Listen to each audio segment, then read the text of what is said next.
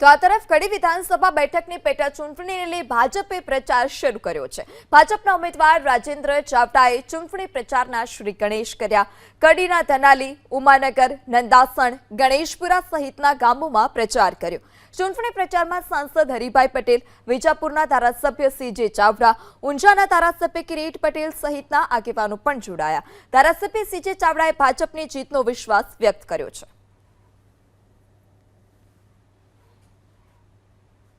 पंचायती चूंटणी कोई निशान पर लड़ाती नहीं, पण मोटा भागे भारतीय जनता पक्षना कार्यकरो गामना विकासना काम माटे सरपंच होय के न होय हमेशा तालुका पंचायत, जिल्ला पंचायत, मामलतदार कचेरी अने दरेक डिपार्टमेंटमां जईने पोताना गामना विकासना कामो करावता होय छे। इवन हमणे वृक्षारोपणनो समय आवशे तो गाममां वृक्षारोपणनी कामगीरी पण भारतीय जनता पक्षना कार्यकरो करता होय छे।